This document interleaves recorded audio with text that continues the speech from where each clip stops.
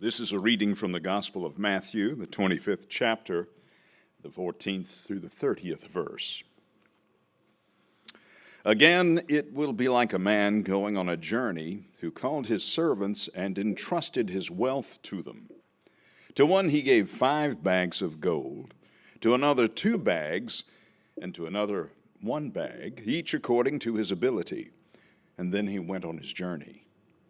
The man who had received 5 bags of gold went at once and put his money to work and gained 5 bags more. So also the one with 2 bags of gold gained 2 more. But the man who had received 1 bag went off, dug a hole in the ground, and hid his master's money. After a long time, the master of those servants returned and settled accounts with them. The man who had received 5 bags of gold brought the other 5. Master, he said, you entrusted me with 5 bags of gold, and see, I have gained 5 more. His master replied, well done, good and faithful servant. You have been faithful with a few things. I will put you in charge of many things. Come and share your master's happiness. The man with 2 bags of gold also came. Master, he said, you entrusted me with 2 bags of gold. See, I have gained 2 more. His master replied, well done, good and faithful servant. You have been faithful with a few things. I will put you in charge of many things. Come and share your master's happiness. Then the man who had received 1 bag of gold came. Master, he said, I knew that you are a hard man, investing where you have not sown and gathering where you have not scattered seed. So I was afraid and went out and hid your gold in the ground. See, here is what belongs to you. His master replied, you wicked, lazy servant. So you knew that I harvest where I have not sown and gather where I have not scattered seed? Well, then you should have put my money on deposit with the bankers, so that when I returned, I would have received it back with interest. So take the bag of gold from him and give it to the one who has 10 bags. For whoever has will be given more, and they will have an abundance. Whoever does not have, even what they have, will be taken from them. And throw that worthless servant outside into the darkness, where there will be weeping and gnashing of teeth. So the reason I picked this parable is that I recently heard it retold to me in a way that made me actually like it, because I used to hate it. Obviously. It is one that I have heard told as fact. Like there's one reading of it. And I'll kind of get into that more. But it ended up being just a really disappointing reading I would hear over and over and over. And it wasn't interesting to me. And so I dismissed the parable as useful until I recently heard it retold in a way that made it actually real and transformative for me. And over the next few weeks, we'll be looking at a lot more parables, more of the weird, over-the-top, hyperbolic teachings of Jesus, like how the greatest among us are servants, the last will be first, that the wisdom of children is the highest wisdom. And so I wanted to kick this off with exploring a parable that I recently got a new perspective on. So the interpretation that I am shamelessly stealing is from Rob Bell, and if you get in touch with him, you can tell him I stole it, and also that we should all hang out. And the reason that I disliked it was that I don't know. We'll get into it. You'll see it in it. It was told to me in a way that didn't make parables feel dynamic. But I think that parables are living, breathing things that need to read differently to different people and at different times, and that they are meant to be more than literal. And so when I run into someone reading them literally, I'm done. So what's going on. So you may have heard this parable translated a little differently. In this translation, big bags of gold is the term. Sometimes it's read as talents or gold coins. Talents can be a very confusing one for people. It meant something different 2,000 years ago, surprise, surprise, than it does now. So big bags of gold is a little bit more on the nose. And no matter how you translate this, it does matter that this would have been like the equivalent of millions and millions of dollars. Like the cue is, this is an over-the-top amount of money. So the problem with the talent translation is that the way that I have been told this parable goes over and over is that, well, some of you are 5 talent people, and some of you are 2 talent people, and some of you are 1 talent people, and so you ought to use your talents to the best of your ability, and that's it. Like, it's like a spiritual version of like try harder or do better, or like it's every day, bro. And I'm just like not convinced that one of the last parables Jesus tells before he's executed is about like using your individual talents better. I think that's basically like sanctified motivational speaking, and it's not good enough. Um, so um, so let's toss out that translation, at least that interpretation of that word, and focus instead on the big bags of gold. So he says, again, it'll be like a man going on a journey who called his servants and entrusted his wealth to them. This is your other clue beyond how much money this actually is in the translation. This is not what people did. You'll read later in the parable that he had the option to leave his money with the bank. That is what people do when they go away on a journey. They do not leave their money with their servants. They leave it with family or other wealthy friends, or they invest it in some way before they leave, but they do not just leave it to their servants. So you've gotten 2 big clues that something is going on here, right?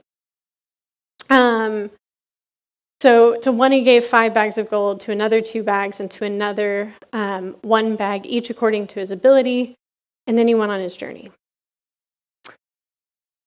Please note that for much of the action of this parable, the owner is away, right? Okay. So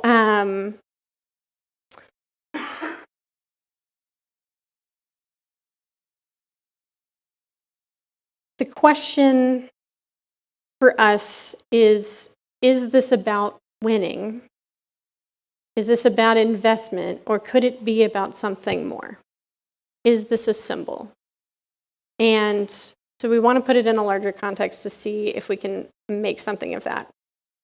And if we are only reading this as a symbol, a metric, investment, try harder, do more, another sanctified motivational speech about working hard or work ethic or some kind of material gain, then taken a step further, that interpretation of this parable makes God into a demanding taskmaster, right? And I'm not really interested in God becoming one more pissed off character in my life, making demands and letting me know that I'm not good enough. I can do that by myself, thank you very much. And shouldn't we all be self-aware enough about the human condition that if that's our view of God, that we've clearly made God in our own image? So I think we need to be a little bit more critical about interpretations that land like that, right? So literally, we have a master leaving a ton of money with his servants. We know that that doesn't happen in the ancient world. While he exits the story, and that there is this huge abundance and this trusting, generous owner. And then we see that he gives no expectation or guidance on what they're supposed to do, which I don't particularly love because I like clearly communicated expectations, but apparently the only rule is to do something with it, right? And as it goes on, the man who received 5 bags of gold went at once and put his money to work, gained 5 bags more. And so also the one with 2 bags gained 2 more. And the man who had received 1 bag went off, dug a hole in the ground, and hid his master's money. And after a long time, the master of those servants returned and settled accounts with them. The man who had received 5 bags brought the other 5 and said, "Master, you have entrusted me with 5 bags of gold. See, I have gained 5 more." And his master replied, "Well done, good and faithful servant. You have been faithful with a few things. I will put you in charge of many things. Come and share your master's happiness." And so the thing I want to point out is that the engine of this whole thing, the thing that sets it in motion, is the master's generosity. And the thing that he's like further giving and further participating in, it's all generated by his happiness. Happiness is the engine behind this thing. So the man with 2 bags of gold also came. They do their little exchange. Awesome. Well done, good and faithful servant. Come and share in your master's happiness. And then the man who received 1 bag of gold came. Master, he said, "I knew that you are a hard man, harvesting where you have not sown and gathering where you have not scattered seed. So I was afraid and went and hid your gold in the ground. See, here is what belongs to you." One more thing that I want you to pick up on is that his master replied, "You wicked, lazy servant. So you knew I harvested where I have not sown and gathered where I have not scattered seed." And there is a question mark at the end of that sentence, and that matters. Okay. So, not only is the engine generosity and happiness, the other really big theme that stands out in this parable to me is risk. Because risk is deeply connected to the participation that's going on. There was a way of avoiding risk. You see it here. "Well, then, you should have put my money on deposit with the bankers so that when I returned, I would have received it back with interest." There is something simple that could have been done to avoid this whole thing. And he decides on risk, participation, happiness, generosity instead. The owner is interested in them participating in the absurd, in the over-the-top, superabundant gift of grace that he shares with them. Not because it makes sense to share it with them. He's not required in any way. But grace isn't about earning it, right? Rob Bell says about this that grace is about being in on the joke. That grace is something that you had the whole time while you were trying to earn it or to be worthy or deserving. That blessed are those who are in on the joke, right? So this is a weird story with bizarre risk, unnecessary risk. And then there are some people who are coming to see that they can participate and some people who are not participating. And we get a sense that not participating yields judgment.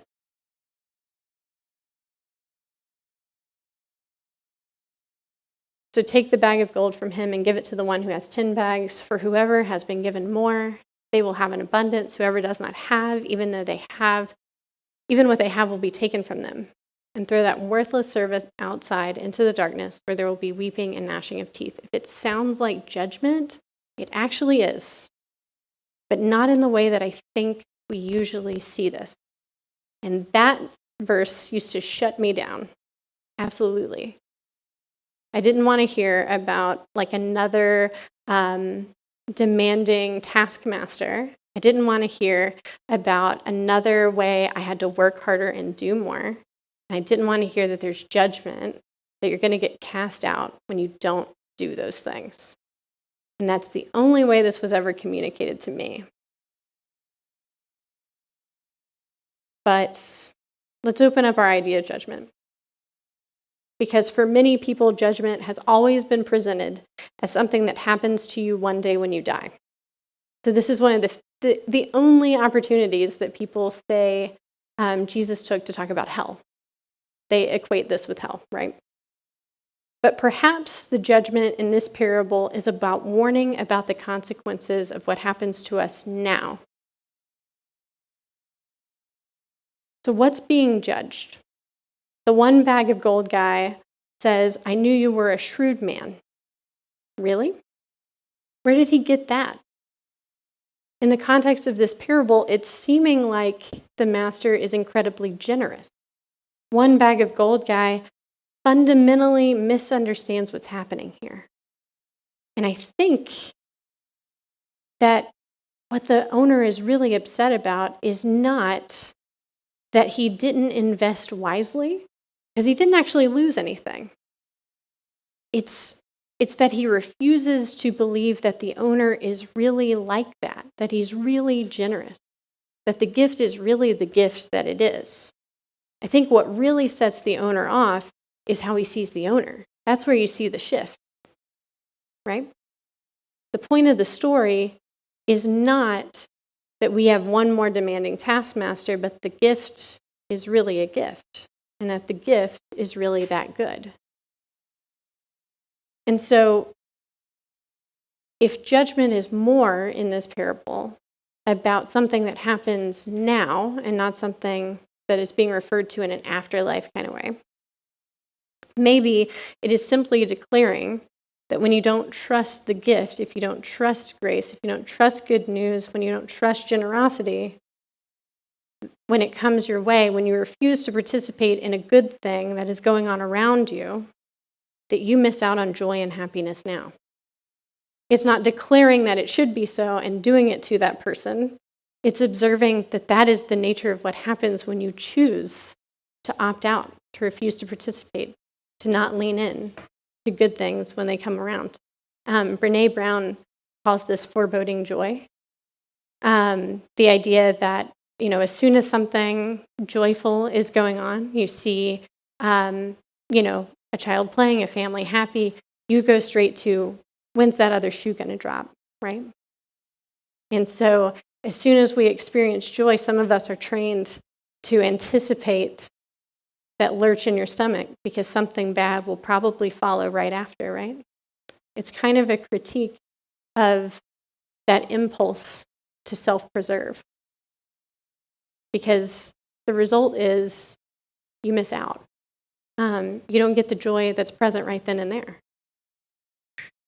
And I think this could instead be read as a call to live in the abundance and joy now. When you live with a posture of scarcity or a suspicion of others or an anticipation of cruelty, you stand to miss out. And so I think this parable, as much as it's been about individualistic outcomes and individualistic fortune for me, the thing that turns me off is that it misses that it's actually about what kind of universe we live in. Is life an adventure you get to go on, or is it a trial you have to endure? Is the heart of creation light, or is it dark? Is it just about surviving the struggle, or is it about thriving in the midst of what's going on around you? It's the difference between I have to do this today and I get to do this today. The other one I like to try to be conscious of is when you use but in a sentence, you often negate whatever came first, right? And so just the shift to using and, especially when it's something like, I love you, but, oh no, that was too close to the mark. Something happened to y'all. I'm sorry. but, and, and I think those little shifts in posture matter. I think I get to go to work and do this today. I get to do this with my kids today. I get to do this laundry today because I've been this lucky, right? I think those little posture corrections matter because that's every single time it's a piece of joy that we have access to, that we were going to shut down, but we have access to instead. For me, the way that this parable was retold when I was impressed upon that judgment doesn't have to be afterlife. That wasn't the illusion historically that Jesus was making. For me, this is about calling out the way that I live in my fear, in the way that I live in my rule keeping, when I lean into the desire to control, into my obsession with being right, when I try to keep score in my relationships, it ends up making me miserable. Like, frankly, even if I win, like, even if I'm really good at it, it ends up making me miserable anyway because I miss out on the joy now. When I let that kind of anxiety or insecurity run rampant in my life, it's usually because I'm trying to protect myself from being hurt. I try to anticipate pain and get out in front of it, but the catch is that it ends up being its own punishment. The surest way for me to ensure pain is to try all these unhealthy, negative ways of avoiding it. Right? This is really about how you see the world, how you perceive the nature of reality, or maybe just the nature of other people. And I think that it deeply shapes the way you live in it. That's why beliefs matter. What you believe about the world deeply shapes the way that you live in it. And I should mention that I'm not recommending a blind optimism, or the term I've coined recently, and I'm sure I'll preach on this later, an unfounded optimism. I think that's another word for grace, but we'll come back to that, in a couple months when I figure out how to use it, right? I'm not suggesting that we don't name negative things when they come up. I'm not saying that we don't name injustice when we see it, but that we orient our posture toward gratitude and an awareness of the good things that are present so that we don't miss out when they are in fact present, right? I'm saying that those beliefs matter and that we need to be a caretaker of the way we pick out our thoughts in regards to them. Elizabeth Gilbert says that you ought to pick out your thoughts the way you pick out your clothes in the morning. Better luck to her than me. But I think that stuff matters. The get to instead of the have to matters, and it colors the way that you live. Sometimes I think it's easier than others to live in this kind of way, to hold this perspective or this posture. Sometimes the goodness is right out in front of you and it's impossible to overlook. When I think about these times when it's been really easy for me in my life, I think about when I was in grad school in Boston and I had to be a pedestrian because having a car there is way too expensive and I don't want to dig it out of the snow. And so I would take the world on foot, and it made me slow down, and it made me just enjoy walking through this particularly beautiful city. And almost every day I would have the experience, no matter where my commute was at that time, where I was headed, I would have an experience of, wow, I get to live here.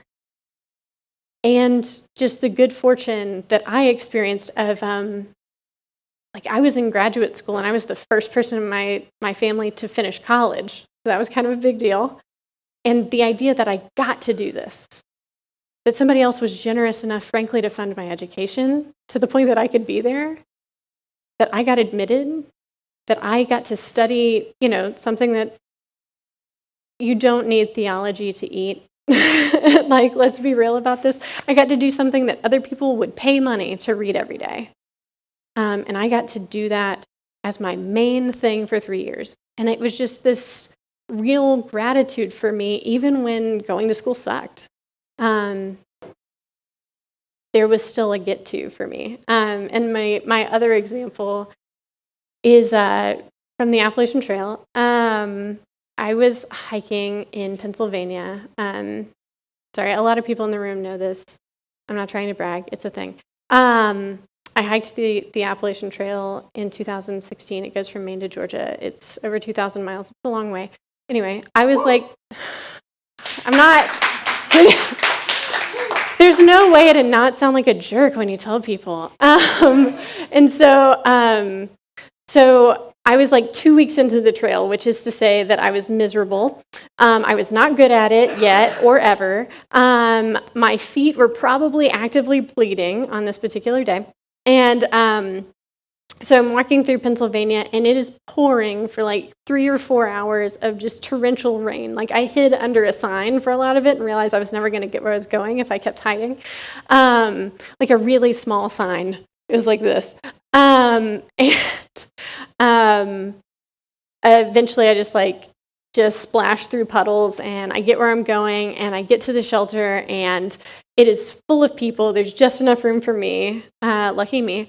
And I am soaked. Everything I have is like super soaked, except for my sleeping bag, thank goodness. So we all, hang up our clothes, and we're all hoping it's going to dry overnight, except it never stops raining, so it doesn't.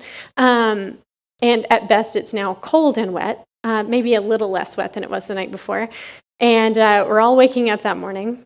And this guy I'm hiking around, his trail name was Calorie, because he was fixated on how much snacking he had done that day. You got to replace your calories. It's the thing. He sees us all. We're all like, going, this is the worst part, is putting on wet socks. You got to put those wet socks back on your feet and then put them in your wet shoes. And then you have to go hike and hope you don't get blisters. And you will get blisters. And we're just like, I'm dreading this. I do not want to put my feet in these wet socks. And he goes, oh, really? Oh, does baby not want to put on her wet socks? Does baby not want to put on her wet socks on her vacation? Like, nobody made you come out here. You get to go do this. Nobody's making you work for 6 months. You get to walk up and down the United States, and baby doesn't want to put her socks on? Really? And I watched this play out. Luckily, it kind of happened to other people more than it happened to me. And I'm like, that's true. That's a life lesson. I'm going to preach on that one day. And and sure enough, like 5 minutes later, he's like, oh, I don't want to put on my socks. And I'm like, yeah, I know, right? So I think that that reading of the parable, that reflection on the human resistance to trust good, on our unwillingness to participate fully in life out of fear, that alone would be a good life lesson. But if we want to take this parable a little bit farther, and you don't have to, we, I think, have to look at the larger narrative arc of the Jesus story. So when you consider the background to this story, in the gospel attributed to Matthew, this is one of the last teachings of Jesus, because the Last Supper is in the next chapter. That's where we're headed. He pretty much says the thing about the least of these, which is like my favorite part of the Bible, and that's it. That's when we get to Holy Week and the crucifixion. The parable occurs at the height of the disciples' anticipation that Jesus is this victorious, conquering king just waiting to happen. It's all at a fever pitch of drama in the story at this point. Just to give some of that context, and Jesus is trying to drop the hint to his disciples that he's about to die, and they keep resisting when he tells them, hey, I'm going to die. And they're like, no. This is where, like, get behind me, Satan comes from. Like, they're all, even the ones closest to him are like, no, don't talk about the death stuff. You're really bumming out the crowd, okay? He keeps saying over and over that new things come out of death, but they keep trying to decide who's going to sit at his right and left hand when he's victorious. Like, they're trying to decide on chief of staff, right? They're literally walking into Jerusalem at this point, but they don't understand that it's not to overthrow the Romans and to take their holy city back. It is instead the road to the crucifixion in just a couple days. And I think it's interesting. Do we really think that there is any higher reason that Jesus might take this opportunity to share a story about the goodness and generosity and grace in the universe? I think the idea that he tells a story about an owner who is sharing in his wealth that he has been given, whose joy and happiness is to invite others to participate, I think it has to do with that moment in his experience. Could there be a reason he takes this opportunity to point out the consequences of someone interrupting that flow of joy and grace and gratitude by burying the gift they've been given? I'm reminded that the themes he's talking about are how people who are dying talk. When people are dying, they're not sizing up like, hey, you owe me like $35 from that pizza last week. They're not concerned with the small things. They're not concerned with comparative things.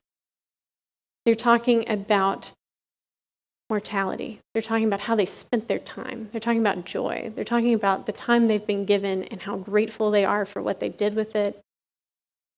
It makes sense to me that he tells a story about bigger things, right?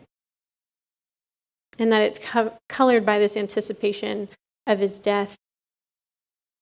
He's passed scorecards and checklists and winning and losing. So why interpret that parable that way, right? Those people are talking about deeper things like love and joy, gift, the story they're caught up in, the story that they're about to conclude, the importance of participating.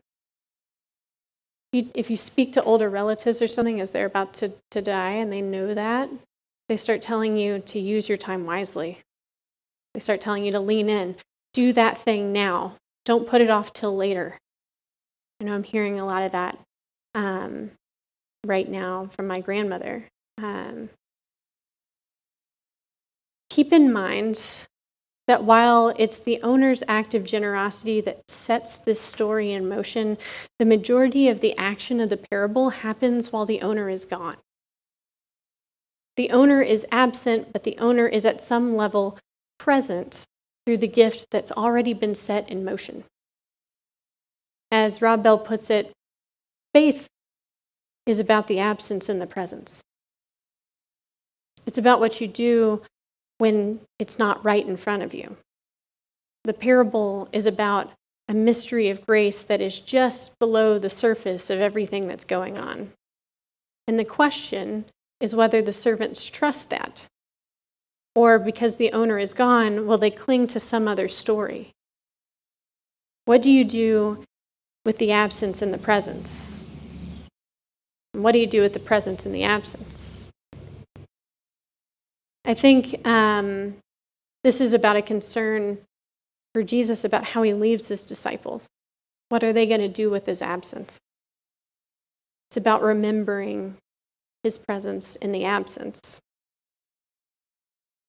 This is about remembering the whole philosophy he was trying to share with them, the many, many ways he has tried to teach them to open their minds, their consciousness, their religion, their community, to open to something more. All these parables are trying to shake them up, to get them to transcend what they knew and accepted and include more of what can come next. Then he lays this one on them, this story, about this over-the-top, absurd grace handed out to the least of these. And that when you do something with it, they get to share in that original happiness and joy. He's trying to say that things aren't as obvious as you think it is. It's better than you think. It's bigger than you think. It's deeper. It's wider. The nature of the universe is more than you think. It's about death and rebirth. We die to an old way of seeing things so that a new thing can be born. The teachings of Jesus are rich with paradox and symbolism because the life of Jesus is a paradox. It's a symbol. Perhaps the power of absurdity to evoke our imagination is what drew Jesus to make his last grand gesture with the most mundane elements of his time, bread and wine. Figured out where the pre-cut is, so you can't make a gif of it, Clarence. They were commonplace items you'd see every day. They are a reminder that superficially, it isn't that complicated. We live, we eat, we drink, we die. It's a reminder that we have a scarcity drive. We are still biological beings, evolved out of fear and self-preservation, struggling in a messy world. So we often fail to believe good news when we hear it. But then he enriches the mundane with sacred imagination, remembrance, love, community, inclusivity. And it's to say that nothing is ever truly mundane. That is to say, everyone's survival looks a little bit like death sometimes. Only to the degree that we expose ourselves over and over to annihilation at this table can that which is indestructible in us be born. It is a reminder that the story is alive with something more, with an underlying abundance and an overflowing reality. The universe is more complex and elegant and vibrant than we ever imagined. It's more than it is, and that we are more than we appear, that we are greater than the sum of our parts. Perhaps it is an invitation to believe that there is something beyond us as we discover that there is something bigger and better inside us. It is an invitation to participate in grace, to act out the happiness and joy of the gift, and to rehearse the infinite. So, best friends, this is what we do. We gather each other up. We say, the cup is half yours and half mine. We say, alone is the last place you will ever be. And this table is set for us, but it is set for all people, and no one will ever be turned away. When you're ready, you can come and take a piece of the bread and dip it in the cup. Thank you.